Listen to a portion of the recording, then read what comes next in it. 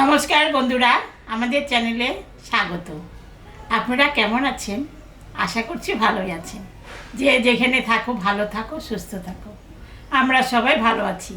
তবে আজকে আমি বাজার থেকে খয়রা মাছ এনেছি। এই খয়রা মাছটা আমি মাখা মাখা ঝোলে রান্না করব।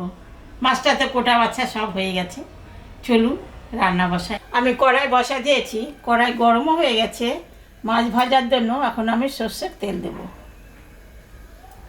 মাছে লবণ দিয়ে দিলাম, হলুদও দিয়ে দিলাম। তেলটা গরম হয়ে গেছে, মাছটা এখন আমি ভাজবো।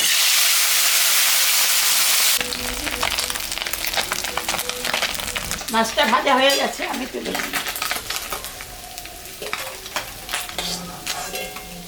মাছ ভাজা তেলের উপরে আর একটু তেল আমি দিলাম, জিরা, শুকনো লঙ্কা, সম্বরা দিলাম, কটা তেজপাতাও দিয়ে দিলাম।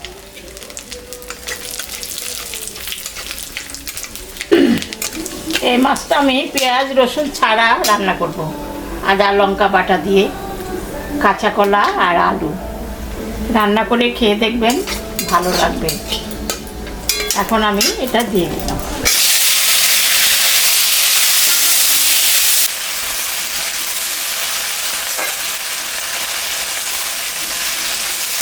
তরকারিটা ভাজা ভাজা হয়ে গেছে, এখন আমি স্বাদ মতন লবণ, পরিমাণ মতন হলুদটা দিয়ে দিলাম।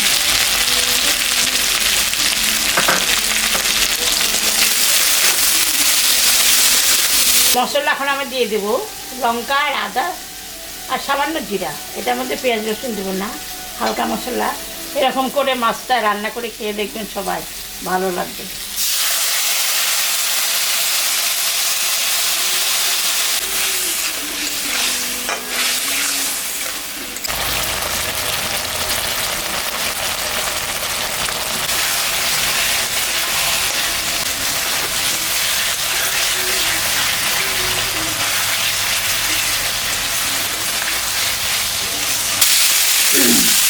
মশলাটা ভাজা হয়ে গেছে, এখন আমি জল দিয়ে দিই।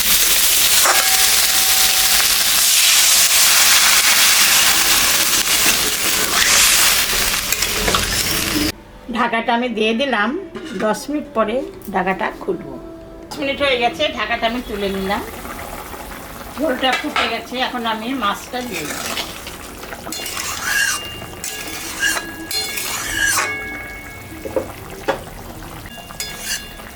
মাছটা দিয়ে দিই।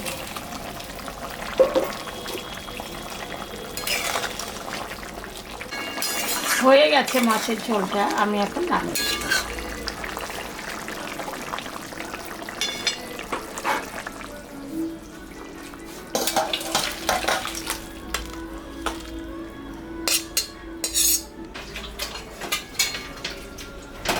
দেখলেন তো বন্ধুরা, আমি খয়রা মাছে কাঁচা কলা দিয়ে ঝোল রান্না করলাম। এরকম রান্না করে আপনারা বাড়িতে খাবেন।